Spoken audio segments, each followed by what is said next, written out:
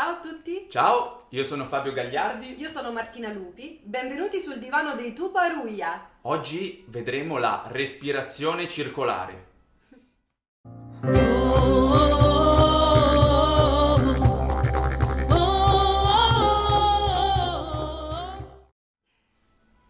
Per suonare il didgeridoo, una tecnica fondamentale che bisogna imparare è la respirazione circolare Sarebbe opportuno imparare. o soffio continuo. La parola stessa ci dice che cosa succede. In effetti il soffio continuo è perché dobbiamo imparare ad inspirare ed espirare contemporaneamente per fare in modo che il suono del didgeridoo non si interrompa mai. E per fare questo ovviamente non ci vogliono due polmoni così, ma esiste una tecnica ed non è nemmeno tanto difficile da imparare, però è molto importante riuscire a dedicarsi a questa coordinazione. Esatto.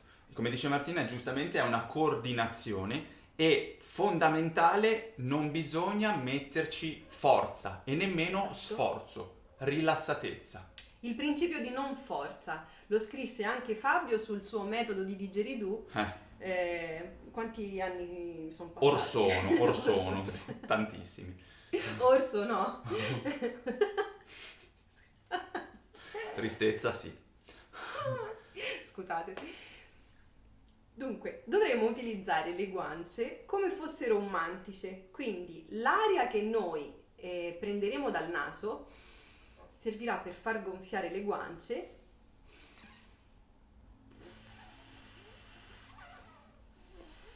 che, sgonfiandosi attraverso il soffio, consentiranno al suono di restare fermo e a quel punto al naso di riprendere aria. Quindi la coordinazione da fare anche senza strumento è questa. Diventerete anche voi così belli quando farete. No, è importante che le guance si allenino a spingere l'aria fuori. Dovete lì avere voi una consapevolezza del vostro respiro e della vostra espirazione, perché molti allievi nostri fanno questo, ma in realtà soffiano l'aria dai polmoni.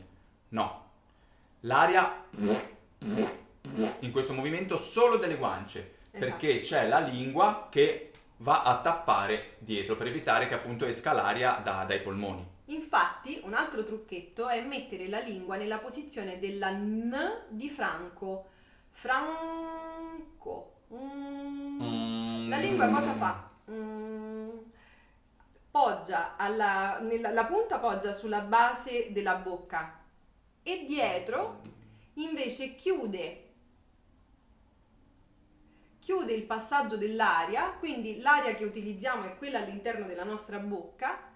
E questo ci consentirà appunto di utilizzare le guance come mantice per far uscire l'aria, cioè proprio per spingerla fuori. Quindi Franco. Sarete bellissimi adesso tutti quanti ad esercitarvi, vi vedo già dalla telecamera, vi vedo. Potete provare anche a inspirare col naso tenendo la bocca aperta. Sentite dov'è la lingua. Se voi osservate, la lingua è posizionata nella posizione che diceva Martina, perché altrimenti l'aria entrerebbe dalla bocca. Ok? Quindi il naso prende aria, in quel momento le guance la sputano fuori. Provate a fare questo. E vi fermate. Ovviamente è una coordinazione da imparare, quindi non sarà immediato e non dovete scoraggiarvi perché comunque, come tutte le coordinazioni, come anche la giocoleria, come tutto quello che avviene nel momento in cui il cervello deve aiutare il corpo a fare qualcosa che non ha mai fatto prima, quindi all'inizio la mente si metterà d'intralcio, e così io dico ai miei allievi, perché appunto saremo lì con la razionalità a cercare di capire. Dobbiamo sì cercare di capire e poi dobbiamo un attimo lasciarci andare. Quindi io quello che consiglio di fare è prendere il didgeridoo, comunque fare il suono, fare un buon suono e lasciarsi andare, suonare, praticare, sapendo che comunque c'è la respirazione circolare e si fa in questo modo. Piano piano sarà anche un'esigenza farla, quindi sentirete il vostro corpo che in qualche modo si adopererà per voler imparare, e quella sarà la strada giusta per riuscire. Esatto, come dicevamo nel primo video, fondamentale quando andrete a suonare il didgeridoo che non ci sia dispersione d'aria. L'aria che serve è questa. Pochissima aria. Voi buttate fuori poca aria, ne dovrete prendere poca. Se voi farete questo, dovreste fare... Andrete in iperventilazione Sì. e senza l'uso di droghe vedrete anche gli unicorni. Invece... Una cosa proprio leggera.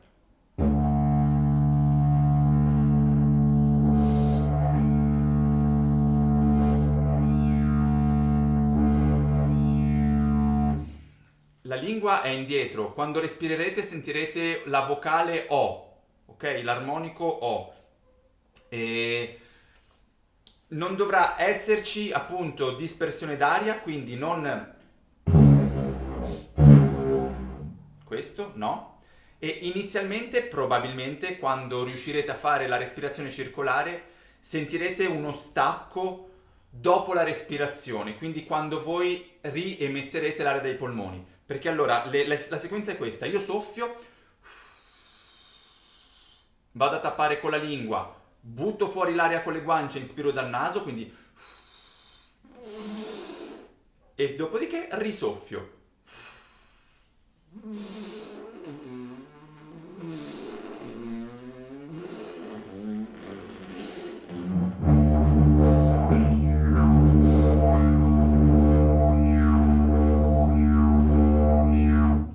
Quando prendiamo aria, nel caso in cui appunto prendiamo troppa aria, possiamo utilizzare il naso per buttarla fuori, quella in eccesso.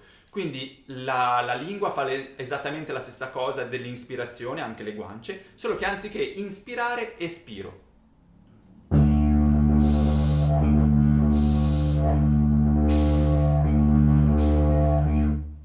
Ricordatevi sempre che deve essere un meccanismo rilassato.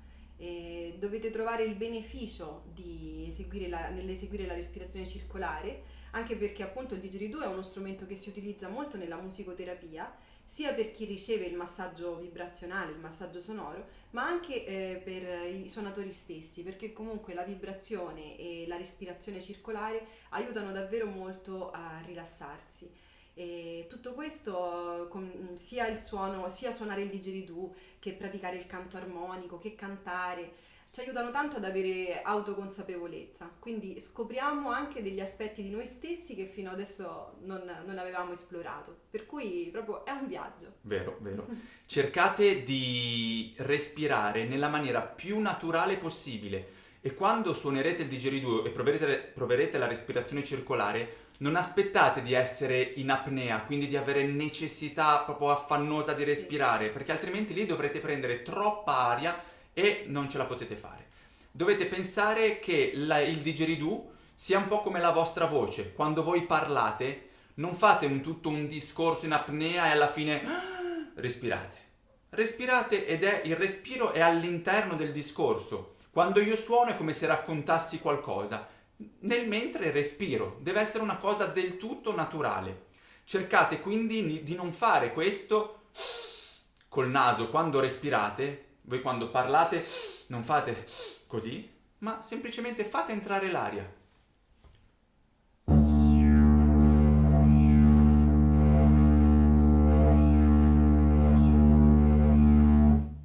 Quasi non si dovrebbe sentire il respiro. All'inizio, ovviamente, come vi dicevo prima, si sentirà uno stacco, quasi sicuramente, dopo l'ispirazione, che è questo.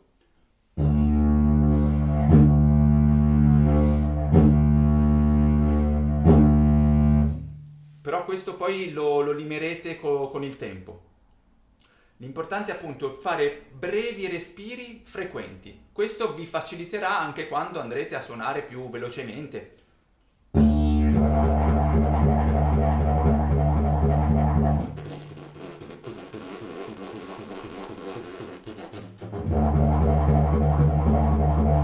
Zero sforzo.